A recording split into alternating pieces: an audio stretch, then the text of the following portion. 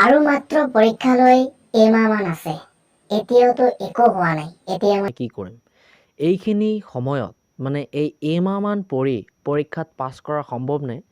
এই এমাহমান পঢ়িয়ে পৰীক্ষাত ষ্টাৰ মাৰ্ক অনাটো সম্ভৱ মই ক'ম।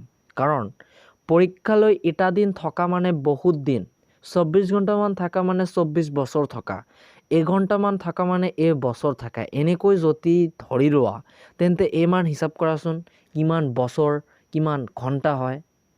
গতিকে তেনেকৈ যদি পঢ়িব পাৰা তেন্তে ষ্টাৰ কিয় একেবাৰে 100% মাৰ্ক আনিব পাৰিবা।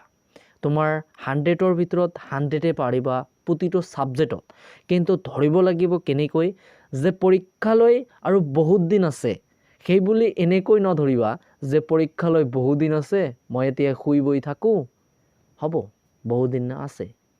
গতিকে তোমালোক এনেকৈ নধৰিবা। কাৰণ এটা কথা ভাবা, পৰীক্ষা ধৰি লোৱা আজি পৰীক্ষা হোৱাৰ পিছত তোমালোকে এইটো কথা চিন্তা কৰি থাকা যদি পৰীক্ষালৈ আৰু মাত্ৰ কেইটামান মিনিট থাকিলেহেঁতেন আৰু যদি মই এটা দিন পালোহেঁতেন তেন্তে কিমান ভালকৈ পৰীক্ষাটো দিব পাৰিলেহেঁতেন। কিন্তু এই চিন্তাটো পৰীক্ষা দিয়াৰ পিছত নকৰি পৰীক্ষা দিয়াৰ আগতে চিন্তা কৰিলে কিমান ভাল হ'ব। অলপমান চিন্তা কৰাচোন। চিন্তা কৰা। অলপমান নিজে নিজকে চিন্তা কৰা আৰু নিজে নিজকে প্ৰশ্ন কৰা যে পৰীক্ষালৈ মাত্ৰ এমাহমান আছে। মই এই এমাহমানত কিমান দূৰ পঢ়িব পাৰিম? কিমান দূৰ পঢ়িলে মই মোৰ মাইণ্ডটোক সন্তুষ্ট কৰিব পাৰিম?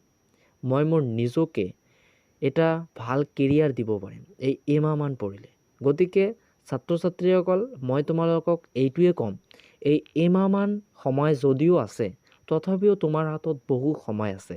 এই এমাহমানতে তুমি ইচ্ছা কৰিলে নিজৰ জীৱনটোক পৰিৱৰ্তন কৰিব পাৰা আৰু নহ'লে একেবাৰে ধ্বংসৰ পথত লৈ যাব পাৰা। এই এমাহমান অলপমান যিবোৰ তোমালোকৰ অলপমান আগত কৰিবলৈ ভাল মন গৈছিল মানে বেয়া যিবোৰ ধৰি লোৱা মোবাইল এডিক্টেড গেম আৰু ইত্যাদি ইত্যাদি মোবাইল চোৱা এইটো বাদ দিয়া। কাৰণ এই সুখৰ সময়টো আৰু বহুত আহিব। যেতিয়া মেট্ৰিকত এবাৰমান ফেইল হ'বা তাৰপিছত আৰু একো ঘূৰি নাহে।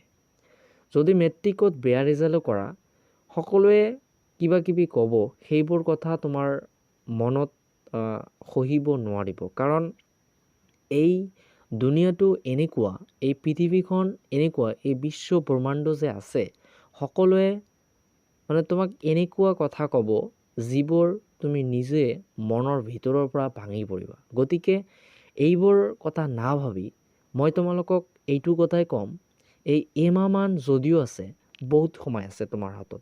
অলপমান আগতে মই ক'লোঁ যে এমাহমান মানে বহুত সময় ধৰি লোৱা। কাৰণ পৰীক্ষা যেতিয়া আৰম্ভ হয়, পৰীক্ষা আৰম্ভ হোৱাৰ আধা মিনিটমান আগতো তোমালোকে বহি মানে যিখন নোটবুক আছে তোমাৰ সেই নোটবুকৰ পৃষ্ঠাটো উল্টিয়ে থাকা। কাৰণ কি আৰু যদি কেইটামান প্ৰশ্ন উত্তৰ মনত ৰয় বা মুখস্থ হয় এইটো ভাবি। গতিকে এই প্ৰশ্নটো পৰীক্ষাৰ হলত নগৈ এতিয়া সময় আছে, এতিয়াও এমাহমান সময় আছে।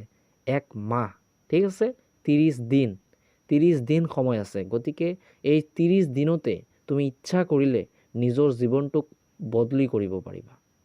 নিজৰ যিবোৰ পঢ়া হোৱা নাই সেইবোৰো কৰিব পাৰিবা।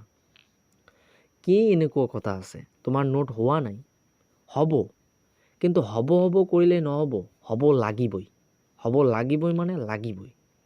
গতিকে সেইবোৰ বাদ দিয়া। নোট হোৱা নাই তো এতিয়া মনৰ ফালৰ পৰা পঢ়া, নোট নালাগিব। মনৰ ফালৰ পৰা মুখস্থ কৰা। মুখস্থ বিদ্যা বেয়া যদিও মই তোমালোকক ক'ম কেইটামান মুখস্থ কৰা আৰু যিবোৰ নোৱাৰা সেইবোৰ মুখস্থ কৰা আৰু যিবোৰ পাৰা সেইবোৰ বাদ দিয়া। সেইবোৰ অলপমান চাই যাবা, সেইবোৰ বুজিবলৈ চেষ্টা কৰা।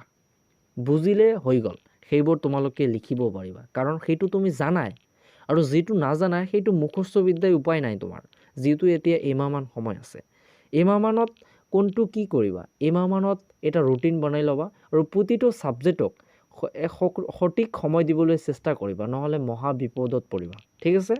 তো ছাত্ৰ ছাত্ৰীসকল মই তোমালোকক এইটো কথাই ক'ম, এই এমাহ মানত তোমালোকে ইচ্ছা কৰিলে নিজৰ জীৱনটোক পৰিৱৰ্তন কৰিব পাৰিবা আৰু নহ'লে একেবাৰে ধ্বংসৰ পথত লৈ যাব পাৰিবা।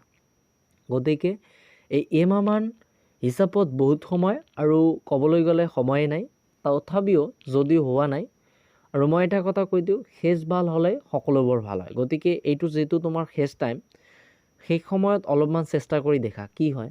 যদি ভাল হয় এনেকৈ এটা থিংকিং থাকা, যদি ভাল হয়, যদি মই সকলোবোৰ পঢ়িব পাৰোঁ, এবাৰ চেষ্টা কৰি দেখা কি হয়, দেখা যাব। ঠিক আছে, তো ছাত্ৰ ছাত্ৰীসকল, যাৰ পঢ়া হোৱা নাই পঢ়ি লোৱা, আৰু যাৰ হৈছে তাততো ভালেই কথা। সকলোকে আশা কৰোঁ পৰীক্ষাটো যাতে ভালে হয় আৰু পৰীক্ষাটো ভাল কৰিয়ে দিবা, কাৰণ পৰীক্ষা ভাল হ'লে সকলোবোৰ ভাল।